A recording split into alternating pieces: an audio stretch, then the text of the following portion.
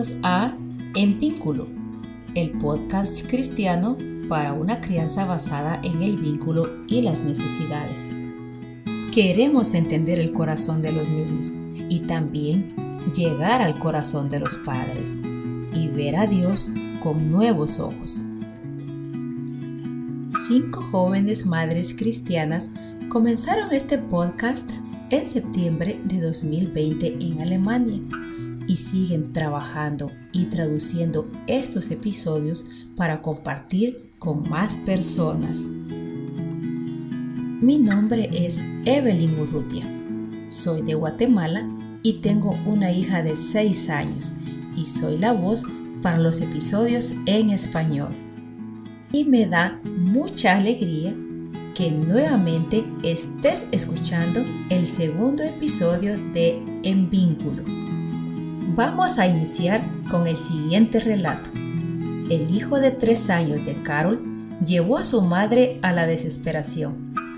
Se metía constantemente en conflictos con su hermano menor y también le pegaba. No seguía las reglas y no dejaba de gritar cuando Carol lo mandaba a la habitación para castigarlo. Su estado de ánimo variaba constantemente y no podía controlar sus emociones. Parecía que todo giraba en torno de él, sin tener en cuenta a los demás miembros de la familia. Carol se preguntaba por qué. Carol quería entender a su hijo y además quería entenderse a sí misma, como por ejemplo su gran enfado aquel día cuando su hijo nuevamente no le hizo caso. Y la rabia le hacía hacer y decir cosas de las que luego se arrepentía. En realidad, en esos momentos ella misma se sentía como una niña pequeña y revoltosa. Y a pesar de los esfuerzos que Carol hacía por mantener su ira bajo control, ella seguía sin poder controlarse. ¿Por qué? En este episodio nos gustaría compartir contigo algunos hallazgos de la investigación sobre la inmadurez del cerebro y luego explicar lo que esto significa en la práctica para los niños menores de 7 años y lamentablemente también para muchos adultos. El psicólogo del desarrollo Gordon Neufeld lleva más de 30 años estudiando el desarrollo infantil y en el trabajo de su vida ha incluido la esencia de todos los hallazgos de las distintas disciplinas, campos de investigación y neurociencias sobre el tema de la maduración humana y el desarrollo del potencial con un enfoque holístico. Por lo tanto, no son todos sus descubrimientos, sino que son la esencia del conocimiento de innumerables científicos.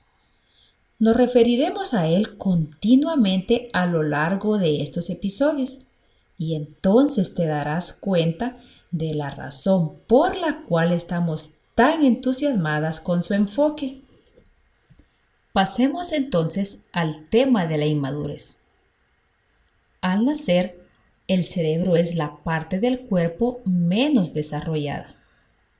Se necesitan de 5 a 7 años de desarrollo saludable para que las diferentes partes del cerebro establezcan comunicación entre sí. Aquí solo vamos a dar una visión muy simplificada de 3 partes del cerebro del niño. El cerebro emocional, también llamado sistema límbico. El cerebro cognitivo, responsable del pensamiento y el conocimiento. Y el córtex prefrontal.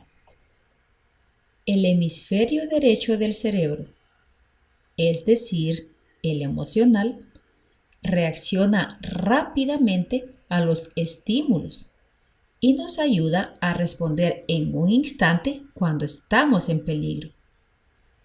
también es responsable de nuestras emociones. Esta parte del cerebro es prácticamente nuestro corazón y es el motor de nuestra vida. La función suprema de las emociones es ayudar al niño a madurar, mientras que el hemisferio izquierdo del cerebro, o sea, el cognitivo, es el responsable del pensamiento lógico y analítico. Los hemisferios derecho e izquierdo del cerebro no tienen ninguna conexión al principio y deben crear primero vías neuronales para comunicarse entre sí. ¿Qué significa esto? Que el niño tiene emociones que no las entiende y no sabe cómo manejarlas. Por ejemplo, el niño tiene un sentimiento, pero no puede nombrarlo ni sabe cómo canalizar ese sentimiento.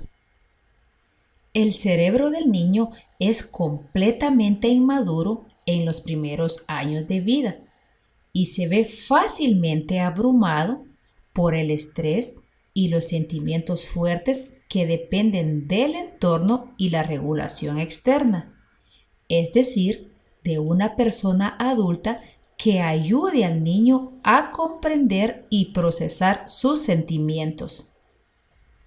Y una vez que la interconexión y la comunicación de los dos hemisferios del cerebro están lo suficientemente desarrollados y unidos, entra en juego un siguiente paso alrededor de los 7 años, que es la integración de la corteza prefrontal.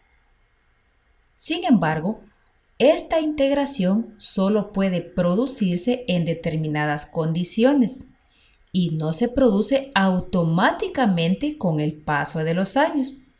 Así que solo en las condiciones adecuadas se produce un cambio significativo en el cerebro del niño en torno a los 7 años, ya que el córtex prefrontal es el responsable, entre otras cosas, de las siguientes capacidades: el autocontrol, el razonamiento moral, la toma de decisiones, la empatía, la concentración y la capacidad de procesar pensamientos y sentimientos conflictivos. Cuando la corteza prefrontal puede integrarse con éxito, entonces se desarrolla un carácter equilibrado al igual que la conciencia. ¿Qué significa esto para mi hijo menor de 7 años? Y también para los niños mayores, incluso para aquellos adultos que aún se comportan como niños menores de 7 años. Número 1. Un niño no puede ponerse en el lugar de los demás.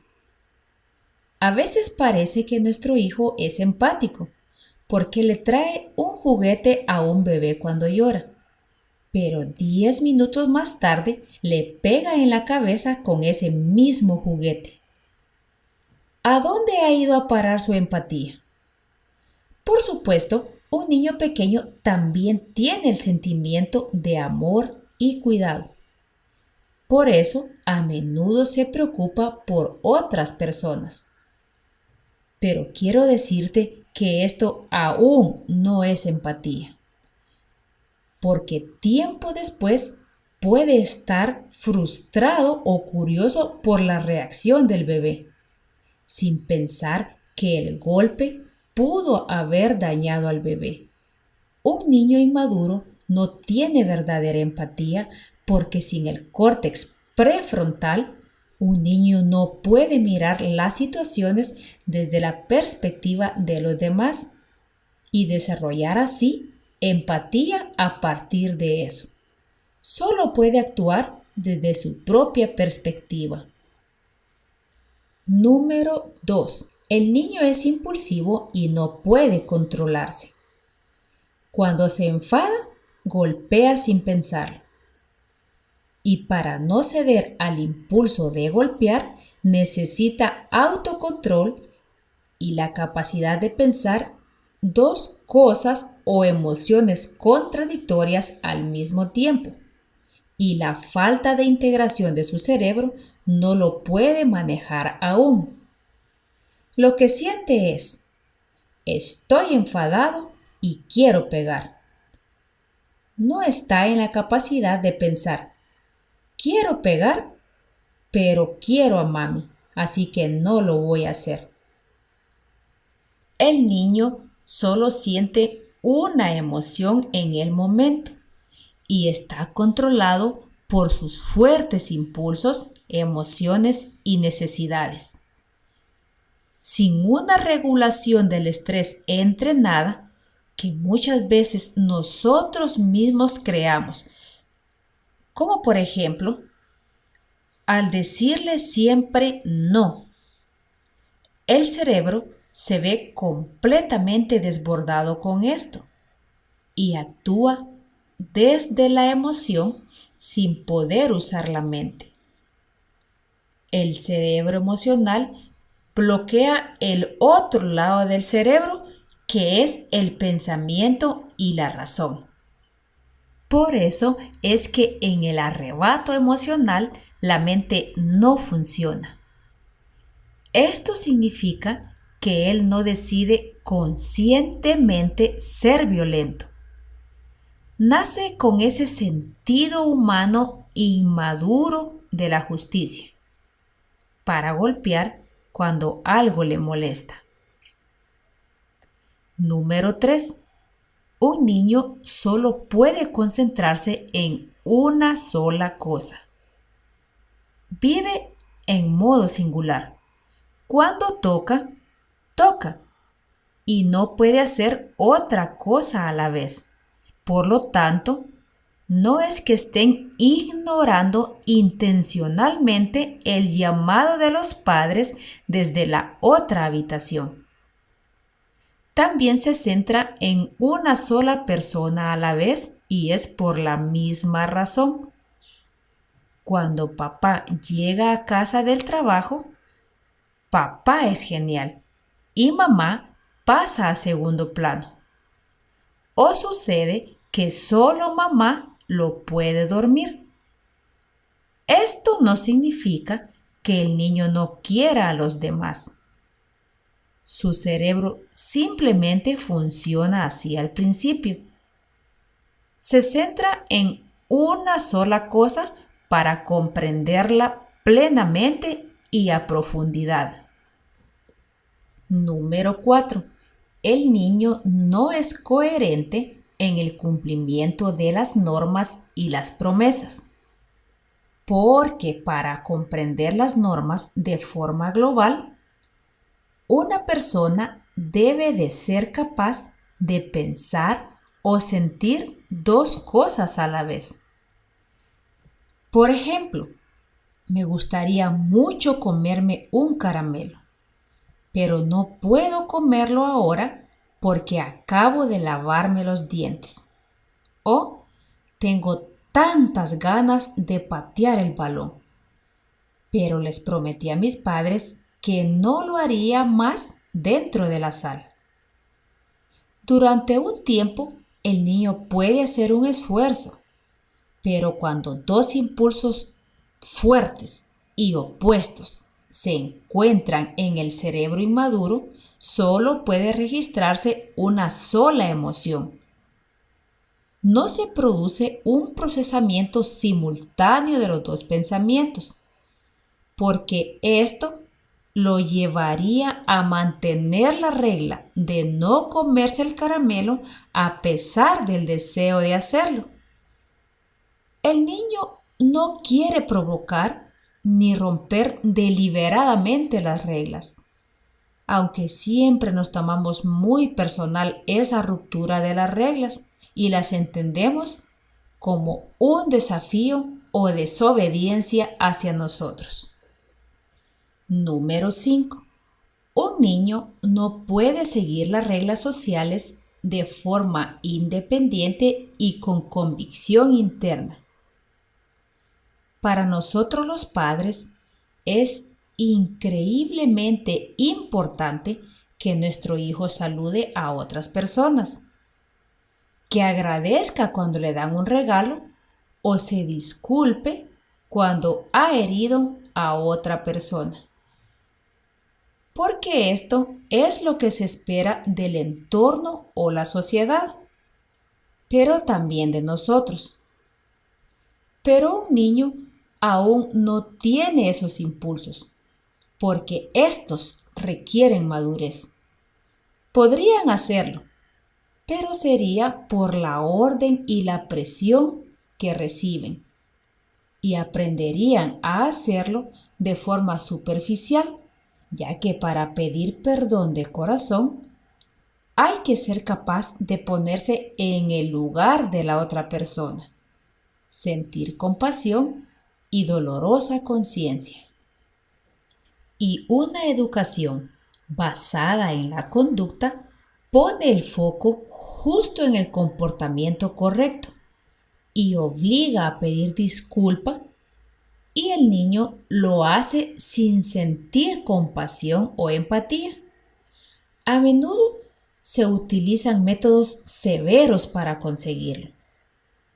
Sin embargo, sin un sentimiento de arrepentimiento detrás de la disculpa, esta no es más que una mera palabra y una admisión forzada de culpabilidad que solo provocará una voluntad contraria en lugar de un verdadero arrepentimiento. ¿Alguna vez alguien se ha disculpado contigo y tú sabías perfectamente que no era realmente de corazón? ¿Qué valor tiene entonces esa disculpa que exigimos al niño? Veamos un ejemplo del mundo de los adultos. Si has herido a tu cónyuge, ¿te ayuda que te avergüence o que te diga que tienes que pedirle perdón y que preferiblemente sea delante de todos los demás? ¿Acaso esto no te alejaría más y te hace justificarte en lugar de disculparte? Las disculpas siempre tienen que ser voluntarias y los niños inmaduros aún no son capaces de ello. Por supuesto, esto no significa que dejemos a la víctima herida sin una disculpa solo porque nuestro hijo no es lo suficientemente maduro para hacerlo. La admisión de la culpa es, por supuesto, necesaria para las buenas relaciones y para tener la conciencia sana. Por eso nosotros, como padres maduros, somos responsables de la culpa de nuestros hijos mientras ellos aún no puedan ver y aceptar su propia culpa. Así, en la crianza orientada en el vínculo, el padre del niño que ha hecho daño sigue siendo leal a su hijo, no lo avergüenza y se disculpa con el niño herido en lugar de su hijo. Y su hijo va aprendiendo de la conducta modelada. Un padre debe unir la inmadurez del niño con su madurez y así permanecer en el vínculo y modelar la acción correcta. Un niño solo siente una emoción a la vez y con toda su fuerza. Al lado de la ira no siente cuidado. Al lado del miedo no siente seguridad. Al lado del anhelo no siente el impulso de descubrir, porque para ello se necesita madurez cerebral. Y este hecho es muy importante de entender, porque solo la capacidad de mezclar sentimientos hace posible un carácter equilibrado. De la mezcla de sentimientos surgen virtudes como el autocontrol, el valor, la gratitud, la humildad, la sabiduría, etc. Los sentimientos puros de la inmadurez también significan que un niño no puede sentir amor durante un castigo. Si se envía a un niño solo a su habitación o se le impone alguna otra consecuencia, solo estará presente el sentimiento despertado en él, que puede ser dolor, vergüenza, rabia o miedo, y no podrá sentirse conectado con el padre que lo está castigando. Con ese castigo no es capaz de pensar: mis padres me dejan llorar o recapacitar aquí solo porque me quieren y porque seguramente aprenderé algo bueno de esto. Por el contrario, si un padre manda a su hijo a pensar en lo que ha hecho mal, la alarma de separación en el cerebro del niño es demasiado fuerte para conseguir un pensamiento claro y aprender realmente del error a largo plazo.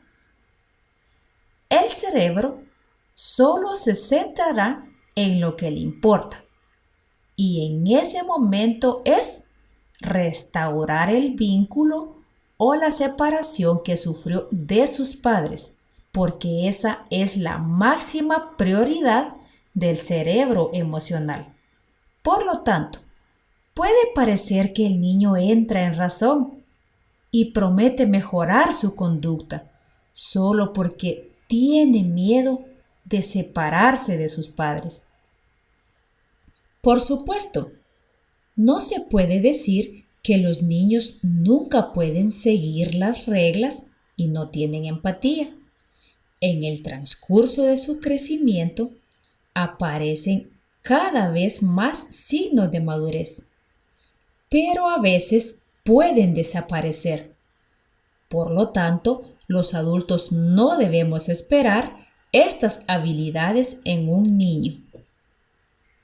Así que, como hemos visto, nuestro hijo está atrapado en su inmadurez. Podemos ver en la Biblia que la esclavitud de Israel en Egipto se utiliza como imagen de la esclavitud del pecado. Israel estaba en cautiverio y se puede describir la condición de un niño de la misma manera. Está atascado en la inmadurez y no puede salir de ella por sus propios medios, porque no tiene las habilidades necesarias para actuar de forma madura. La ley del amor ágape aún no ha crecido en su corazón. En Romanos 7:19 dice: no hago el bien que quiero, sino el mal que no quiero, eso hago. Pero si hago lo que no quiero, en absoluto ya no soy yo quien actúa, sino el pecado que mora en mí. Versículo 24. Miserable de mí, ¿quién me librará de este miserable estado? Versículo 25. Sí lo haré, y por ello doy gracias a Dios por Jesucristo nuestro Señor. El vínculo con Jesús es la respuesta a nuestra cautividad del pecado y también a nuestra inmadurez. Un niño, por supuesto, tiene su voluntad egoísta al principio. La voluntad en sí misma nos ha sido dada a los seres humanos por Dios. Por lo tanto, nunca se trata de romper la voluntad del niño. porque esto es contrario al carácter de Dios. El camino debe ser despertar la buena voluntad del niño por decisión propia, a través del vínculo, y así ganar el corazón del niño y conducirlo por el buen camino. Gordon Neufeld lo explica de la siguiente manera. El impulso interior de ser bueno con los padres se despierta solo con un fuerte vínculo. El amor entre hijo y padre crea el deseo en el corazón del niño de seguirlo voluntariamente y adoptar sus valores. Un niño tiene impulsos positivos y negativos. No es ni totalmente malo ni totalmente bueno. Es inmaduro y emocionalmente vacilante. Cuando el enfado es fuerte, el niño tiene el impulso de retar a sus propios padres.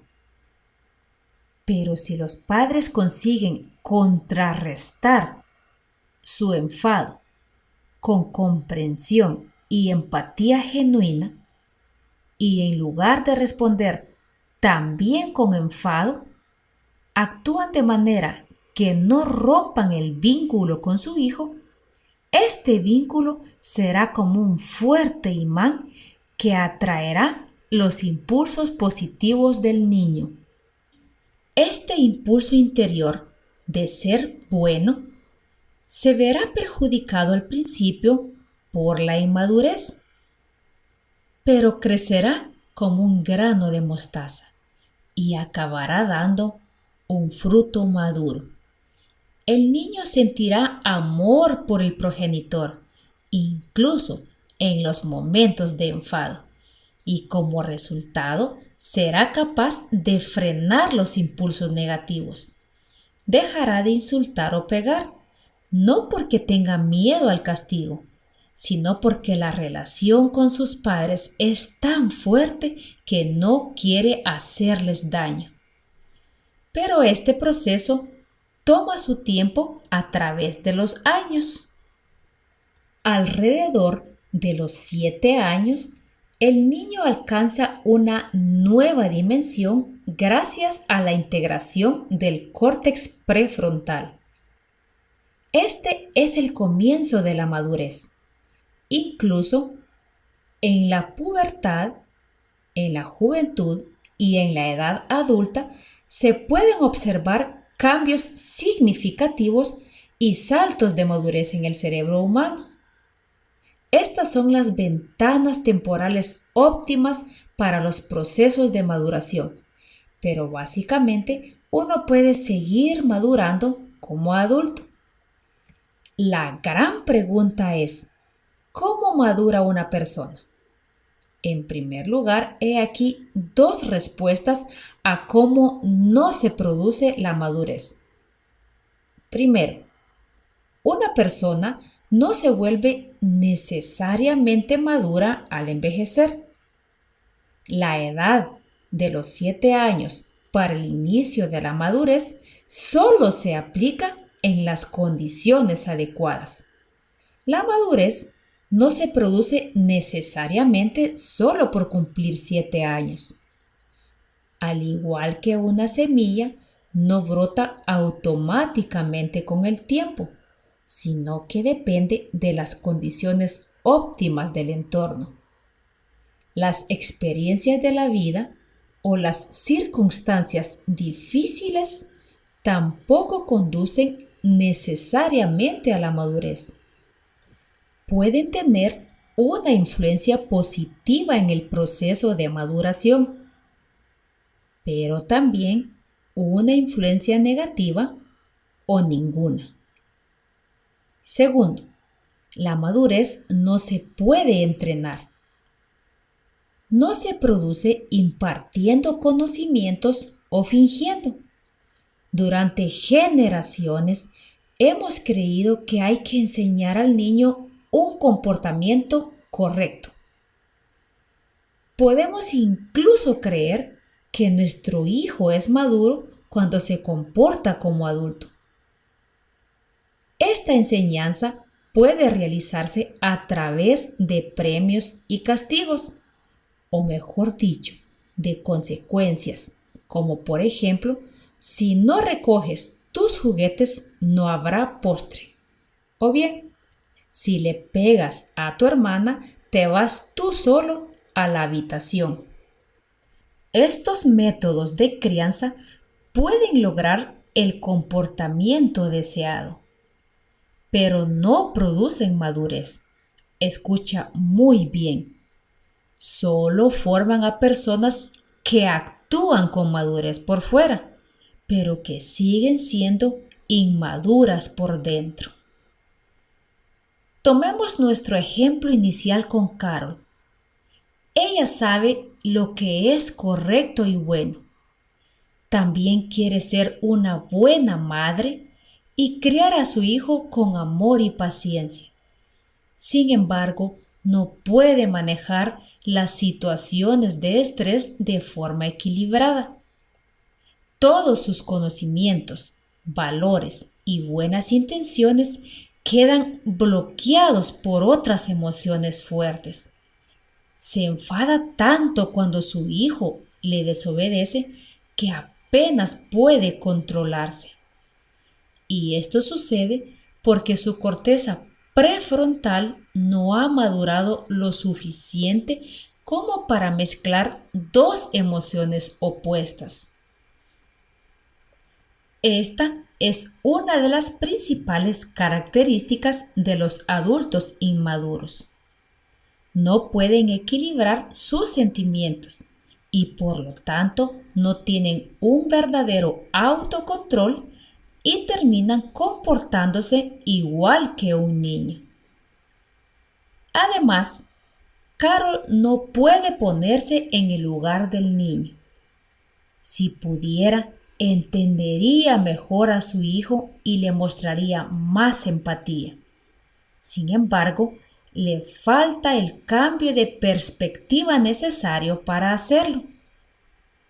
Por el contrario, está centrada en el ego y pone en su hijo expectativas más altas de las que él puede cumplir. Las personas emocionalmente inmaduras son propensas a la depresión y a otros trastornos. Pueden pasar de sentirse extremadamente positivos a extremadamente negativos. Su cerebro no puede crear un equilibrio saludable. El problema de la inmadurez también puede afectarnos a nosotros los cristianos adultos. Podemos parecer agradables y con una conducta ejemplar para el mundo exterior. Se hace mucho bien y se sirve en la iglesia, sacrificando el tiempo y esforzándose por llevar un estilo de vida más sano. Pero en el corazón hay grandes luchas, fuertes sentimientos negativos, miedo, compulsiones, y la vida cristiana no es plena y libre, porque muchas de esas acciones no surgen de un corazón transformado. Se centran en sí mismos y en la conducta correcta. Se hacen esfuerzos por actuar de la mejor manera y cumplir las expectativas de los demás. Sin embargo, hay poca empatía hacia los que viven de forma diferente. Se intenta cambiar a los demás con la visión humana e inmadura de la justicia, a través de la condena, la coacción o el control. Estas son las características de las personas inmaduras. Tal vez te encuentres a ti mismo o a otras personas de tu entorno con esta descripción. Si es así, queremos animarte. Nunca es demasiado tarde para madurar. Recuerda que Jesús no nos mira a nosotros, los seres humanos pecadores, con ojos de crítica. Ningún cambio de comportamiento llevará a la verdadera madurez, pero una persona sí lo hará.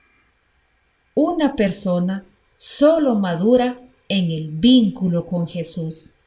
A través de este vínculo, Jesús quiere llevarnos a un descanso emocional. Y en este descanso, el hombre puede madurar y dar buen fruto, o sea, tener un buen carácter. Este es el orden en el que nuestra crianza debe funcionar también. Filipenses 2:13 dice que Dios quiere crear el querer y el hacer en nosotros.